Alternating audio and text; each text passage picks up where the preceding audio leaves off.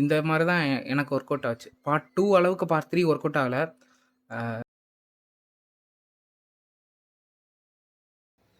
Welcome back to யாவும் cinema. Let's explore everything under art. நீங்க எல்லாரும் டைட்டில் தம்ப்நெயில்ல பார்த்த மாரி, இந்த வீடியோ வந்து "திருஷ்யம்" வேர்ல்ட பத்தி தான் இருக்க போது. வேர்ல்டுக்குள்ள போறதுக்கு முன்னாடி, ஆக்சுவலா "திருஷ்யம்க்கு" முன்னாடி தமிழ்ல எல்லாருக்கும் மோஸ்ட்லி பரிச்சயமானது பாபநாசமா தான் இருக்கும். கமல் ரீமேக் பண்ணாரு தமிழ்ல அத. அதே ஜீது ஜோசஃபோட டைரக்ஷன்ல. என்னதான் நான் பாபநாசம் ஃபர்ஸ்ட்டு பார்த்திருந்தாலும், எனக்கு ஒரிஜினல் வெர்ஷனான "திருஷ்யம்" தான் பாபநாசத்த விட புடிச்சிருந்தது. கேரக்டர் வைஸுமே சுயம்புலிங்கத்த விட, கமல் பண்ண சுயம்புலிங்கத்த விட எனக்கு ஜார்ஜ் குட்டி தான் புடிச்ச கேரக்டரா இருந்தது. அப்படியே வேர்ல்டுக்குள்ள போலாம்.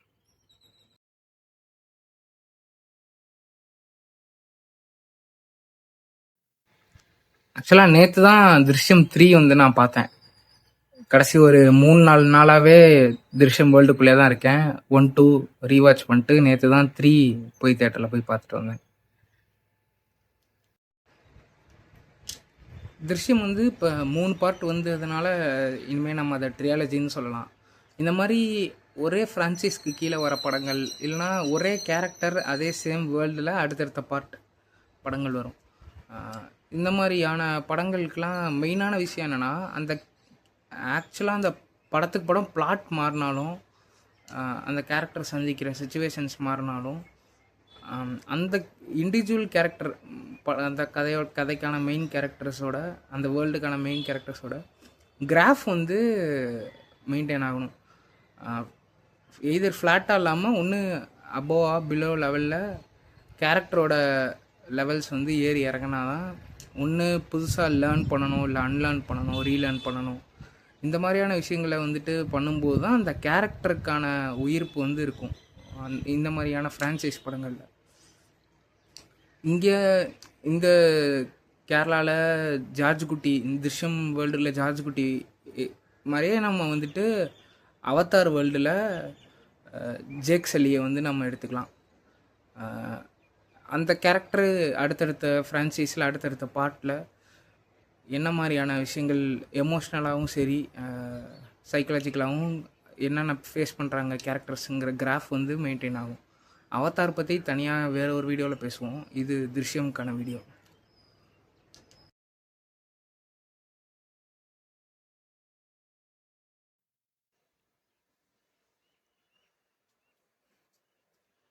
"திருஷ்யம்" வேர்ல்டில் என்னதான் ஜார்ஜ் குட்டி மெயின் பில்லராக இருந்தாலும், ஃபர்ஸ்ட் பார்ட்டில் ஃபர்ஸ்ட் ஹாஃப் வரைக்குமே ஃபேமிலி தான் மெயினாக எக்ஸ்ப்ளோர் பண்ணியிருப்பாங்க.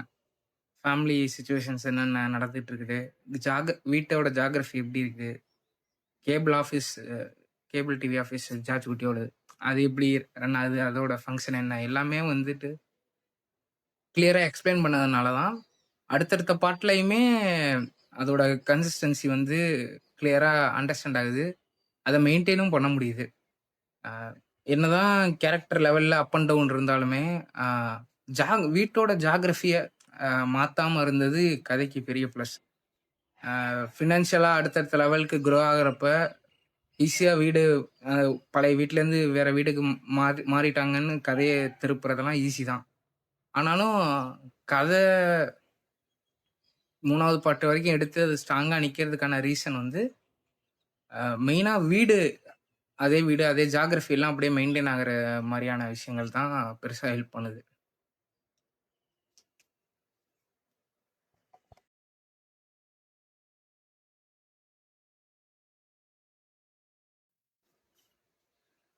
அடுத்தது இந்த ட்ரையாலஜியில் 3 பார்ட்லையுமே மெயினாக நம்ம கவனிக்கலாம் என்னன்னா, டைனிங் டேபிள் சீன்ஸ்.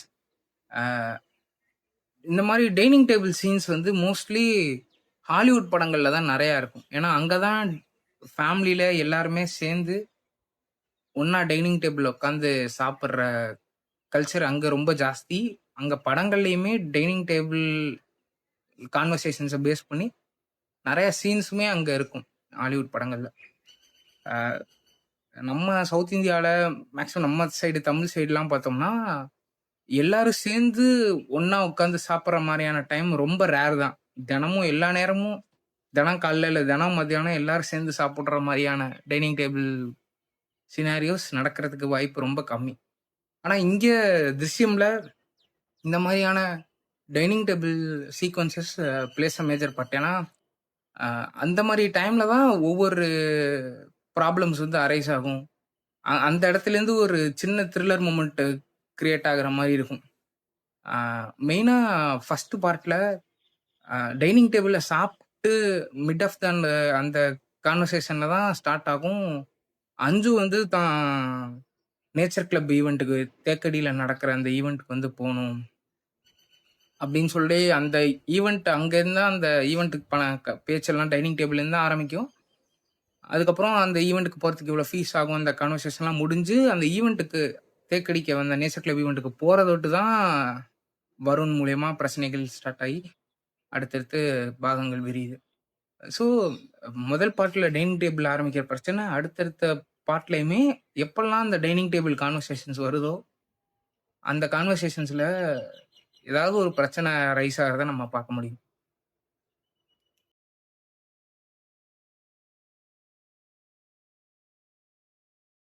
அண்ட் கேரக்டர்ஸாக பார்த்தீங்கன்னா ஃபர்ஸ்ட் ஹாஃப்ல அந்த வருண் கூட நடந்த பிரச்சனைனாலையும் அந்த கேஸ்னாலையும் அஞ்சு ரொம்ப டவுன் ஆகுறா. அதோட கண்டினியூஷன் தான் செகண்ட் பார்ட்ல அவள் எவ்வளோ மென்டலி வீக்காக இருக்கா அப்படிங்கிறது. அது டில் எங்கன்னா தேர்ட் பார்ட்ல அவளுக்கு கல்யாணம் ஃபிக்ஸ் ஆகிற வரைக்குமே அந்த கேரக்டர் ஸ்டடி வந்து அப்படியே மெயின்டைன் ஆகுது அவளுக்கு. அனு என்னதான் சின்ன வயசுல ஃபர்ஸ்ட் அந்த மர்டரை ஃபர்ஸ்ட் அவ தான் பார்க்குறா. அவங்க அம்மாவும் அக்காவும் வருணை புதைக்கிற அந்த சீனை அப்போ பார்க்குற அந்த விஷுவல்கான ட்ராமா அவளுக்கு அதுக்கப்புறமும் தொடர்ந்து இருக்கு. அது பற்றின கேள்விகளை தொடர்ந்து கேட்டுட்டே இருக்கா. என்னதான் ஜார்ஜ் அந்த பசிலை ஃபிக்ஸ் பண்ண ட்ரை பண்ணாலும் இவ அதை டீக்ளட்டர் பண்ணுற மாதிரியான வேலைகளை தொடர்ந்து கேள்விகள் மூலயமா வச்சுட்டே இருப்பா அனு. இதெல்லாம் ஃபேமிலிக்குள்ள. ஃபேமிலிக்கு வெளியே ஐஜி கீதாவும் உங்கள் ஹஸ்பண்ட் பிரபாகரும் ஃபர்ஸ்ட் ஹாஃப்ல அவங்க என்ன சொல்றது அவங்க தான் டுவர்ட்ஸ் த கிளைமேக்ஸ் கிரிப்பாக படத்தை கொண்டு போகிறது ஐஜி கீதாவாக தான் இருக்கும். ஆஷா சரத் அந்த ரோல் பண்ணியிருப்பாங்க. அவங்க எந்த அளவுக்கு ஒரு சூப்பர் போலீஸாக இருக்காங்களோ இவன் அந்த அளவுக்கு கிளாசிக் கிரிமினலுங்கிறது அந்த இடத்துல ரெஜிஸ்டர் ஆகும்.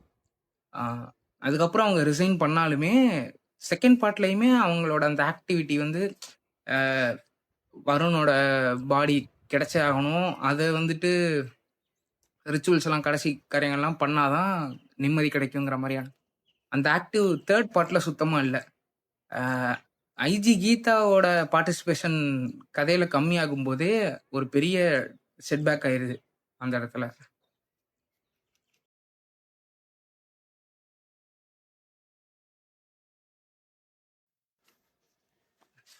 ஆஷா சரத்தோட ஹஸ்பண்ட் பிரபாகரா பண்ண அந்த கேரக்டர் என்னதான் மாரலி கரெக்டாக இருக்கணும், தான் பையன் நம்ம சரியாக வளர்க்கல அப்படிங்கிற அந்த செல்ஃப் ரியலைசேஷன் அவருக்கு இருந்தாலுமே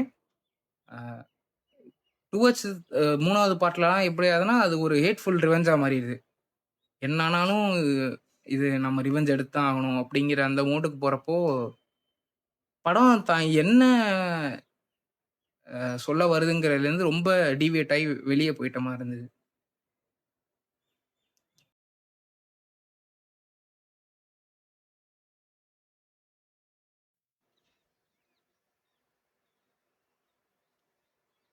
அடுத்தது சகாதேவன் கேரக்டர்.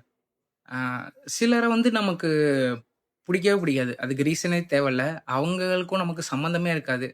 ஆனாலும் சிலரை வந்து நமக்கு பிடிக்கவே பிடிக்காது. அந்த மாதிரியான ஒரு ஹேட்டு தான் சகாதேவனுக்கு ஜார்ஜ் மேல இருக்கு ஸ்டார்ட்டிங்லேருந்தே. அந்த ஃபர்ஸ்ட் இனிஷியல் சீன்ல அந்த கமிஷன் பழைய கடன்லாம் கமிஷனாக வச்சுக்கோன்னு சொல்லி சகாதேவன் பேசுகிற அந்த சீன்லேருந்து அந்த ஹேட் ஸ்டார்ட் ஆகுது. டில் அது ஒரு கிரட்ஜாகவே இருந்தது. தேர்ட் பார்ட்டில் அது திரும்பி ரிவெஞ்ச் மோடுக்கு அது ஃபுல்லாக போகிறது வந்துட்டு என்னதான் லீகலி வின் பண்ணுறாரோ பண்ணலையோ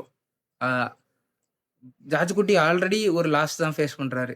அ தோத் ஜெ கோர்ட்ல ஜெயிச்சாலுமே லைஃப்ல தோத்த மாரி தான். எப்பயும் ஒரு பயத்தோட நெக்ஸ்ட் என்ன பண்ணலாங்கிற பிளானோடயே இருக்கிற மாரியான தோல்வி அது. ஸோ இங்க அந்த ரிவெஞ்ச் வந்துட்டு அன்பாயிண்ட்ஃபுல்லா படுது. சகாதேவன் வந்துட்டு ஒரு ஜெனரல் பப்ளிக் தான். யாரா இருந்தாலுமே நமக்குமே இருக்கும். சம்மந்தமே இல்லாம ஒருத்தர பிடிக்காது. ஆனா அதுக்கு காரணமே இருக்காதுல்ல. அந்த மாரியான கேரக்டரா தான் சகாதேவன் வந்து ப்ளே பண்றது.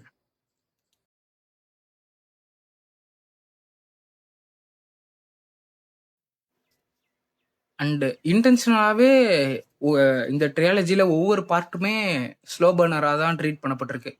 முதல் 1 மணி நேரம், 1 1/2 மணி நேரத்த தான் என்னலாம் பிரச்சனைகள் அ வரப்போகுதுங்கிறத எதிர்பார்த்து ஜார்ஜ் குட்டி இருக்கிற மாரியும், கடைசி 1 மணி நேரத்துல இல்ல 3/4 மணி நேரத்துல அந்த பிரச்சனைகள சால்வ் பண்றாரு. இல்ல ஆல்ரெடி இதெல்லாம் சால்வ் பண்ணிட்டாரு. அப்படிங்கிற மாரியான ஒரு விதத்துல முடியிற மாரியான ஒரு ஸ்லோ பர்னரா தான் ஒவ்வொரு பார்ட்டுமே இன்டென்ஷனலாவே அப்படிதான் பண்ணப்பட்டிருக்கு.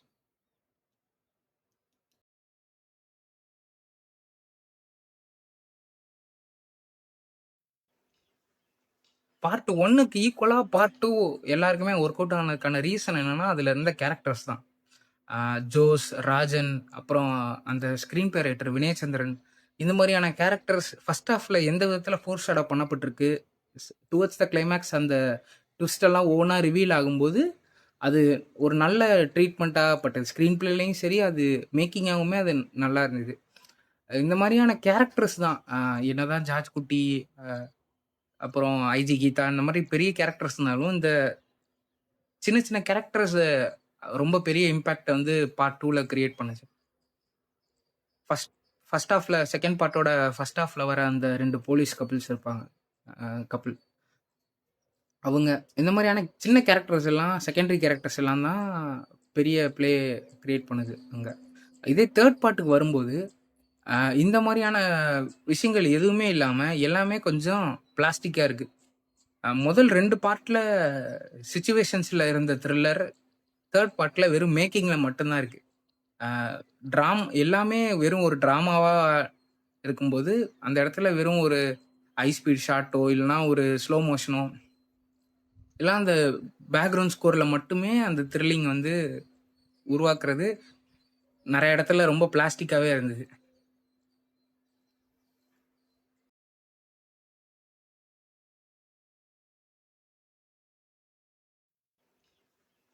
பார்ட் 1க்கு ஈக்குவலா பார்ட் 2 எல்லாருக்குமே ஒர்க் அவுட் ஆனதுக்கான ரீசன் என்னன்னா, அதுல இருந்த கேரக்டர்ஸ் தான். ஜோஸ், ராஜன், அப்புறம் அந்த ஸ்க்ரீன் பிளே ரைட்டர் வினயச்சந்திரன், இந்த மாரியான கேரக்டர்ஸ் ஃபர்ஸ்ட் ஹாஃப்ல எந்த விதத்துல ஃபோர் ஷேடோ பண்ணப்பட்டிருக்கு. டுவர்ட்ஸ் த கிளைமாக்ஸ் அந்த ட்விஸ்ட் எல்லாம் ஒவ்வொன்னா ரிவீல் ஆகும்போது, அது ஒரு நல்ல ட்ரீட்மெண்ட்டா பட்டது. ஸ்க்ரீன் பிளேலயும் சரி, அது மேக்கிங்காவுமே அது நல்லா இருந்தது. இந்த மாரியான கேரக்டர்ஸ் தான்.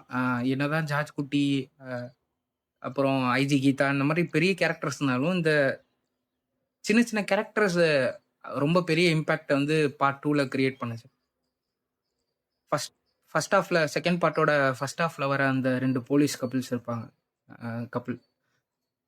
அவங்க இந்த மாரியான சின்ன கேரக்டர்ஸ் எல்லாம் செகண்டரி கேரக்டர்ஸ் எல்லாம் தான் பெரிய ப்ளே கிரியேட் பண்ணுது அங்க. இதே தேர்ட் பார்ட்டுக்கு வரும்போது, இந்த மாரியான விஷயங்கள் எதுவுமே இல்லாம, எல்லாமே கொஞ்சம் பிளாஸ்டிக்கா இருக்கு. முதல் 2 பார்ட்ல சிச்சுவேஷன்ஸ்ல இருந்த த்ரில்லர், தேர்ட் பார்ட்ல வெறும் மேக்கிங்ல மட்டும் தான் இருக்கு. அ எல்லாமே வெறும் ஒரு டிராமாவா இருக்கும்போது, அந்த இடத்துல வெறும் ஒரு ஹை ஸ்பீட் ஷாட்டோ, இல்லன்னா ஒரு ஸ்லோ மோஷனோ, இல்ல அந்த பேக்கிரவுண்ட் ஸ்கோர்ல மட்டுமே அந்த த்ரில்லிங் வந்து உருவாக்குறது, நெறைய இடத்துல ரொம்ப பிளாஸ்டிக்காவே இருந்தது.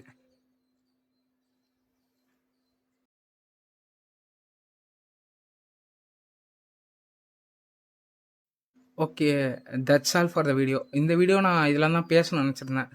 அ "திருஷ்யம்" இந்த மாரி தான் எனக்கு ஒர்க் அவுட் ஆச்சு. பார்ட் 2 அளவுக்கு பார்ட் 3 ஒர்க் அவுட் ஆகல. அ நான் சொன்ன மாரி வெறும் மேக்கிங்ல மட்டும் தான் அந்த த்ரில்லர் இருக்கு.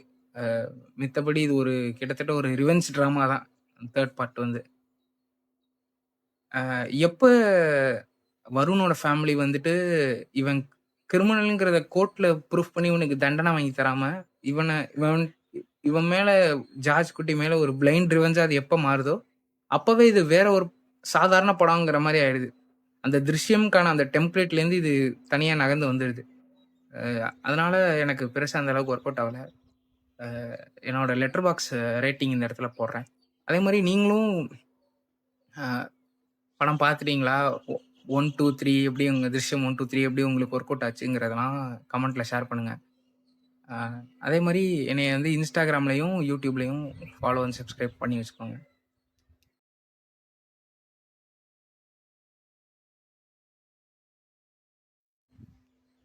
நெக்ஸ்ட்டு வேறு ஒரு வீடியோவில் பார்க்கலாம். தேங்க்யூ.